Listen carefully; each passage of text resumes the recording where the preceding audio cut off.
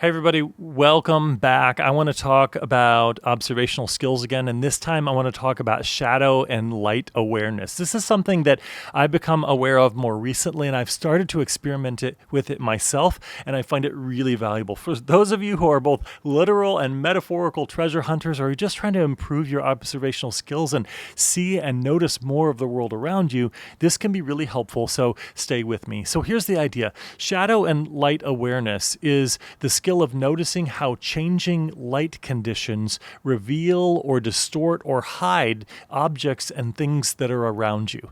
And we experience it all day long. There are shadows and different kind of shades and lighting. And maybe if you're an artist or a photographer, you've trained your mind's eye to see the world this way and to pay attention to the subtleties of light and how it changes things. But for many of us, this is kind of a new concept. And while maybe we're aware of it conceptually, we haven't practiced it a lot.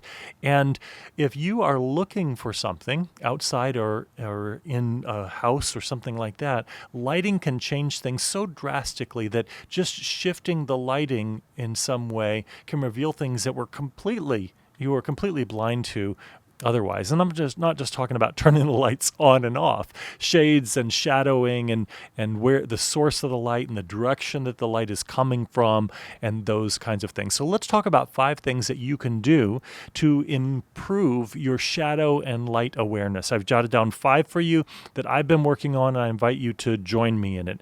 The first one is to shift your position. So when light changes what you see, you can change your angle to see different things and to see things differently. If you're outside and the sun is coming from a direction, and maybe you're searching an area for something and you're using a grid approach, which I have in another video, so you have things broken off into these segments and you're going through the segments from one particular angle, well, maybe then you go through it one time with the sun maybe coming towards you, and then maybe you do it the second time with the sun to your back and see if you notice things a little bit differently. So change your angle. If you're looking for something in a room, again, change your angle where you're in a different position in respect to the light source or light sources. And that can help you see or notice things from a little different perspective.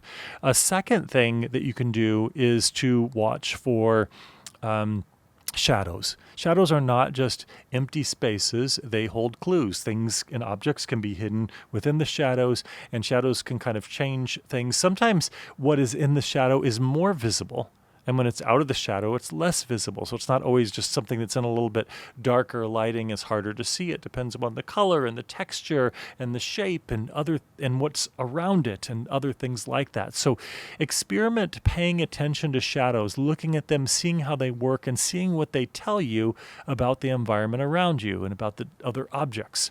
A third one to work on is to use timing to your advantage. So if you do have the time and you're looking for things outside, go back at different times of the day. Go in the early morning sun and in the evening and midday, and go to the same space and just test this out. So you can do this as an experiment for yourself, is just go to the same space 3 times in the day, in beginning, middle, and end, and look at it and notice what is different. What are the things that you see that you didn't see at different times of the day? And you can take a little journal. And what that will do is that will help you increase your light and your shadow awareness so that you're just more sensitive to how it works and how it works on your mind.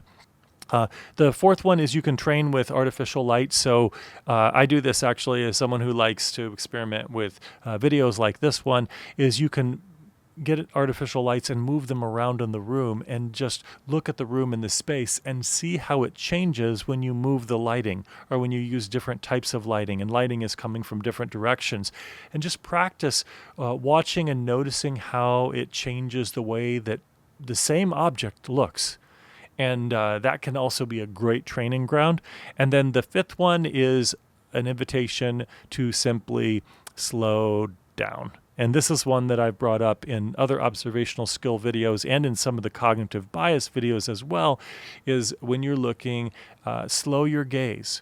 And as opposed to just sort of moving around really quickly or scanning things quickly, really do things in slow motion. Imagine yourself just talking half as fast as you usually do, and then picture yourself looking half as fast as you usually do, and trying to practice that, and just sort of scanning an area more slowly, and see if that changes the way that you notice that space.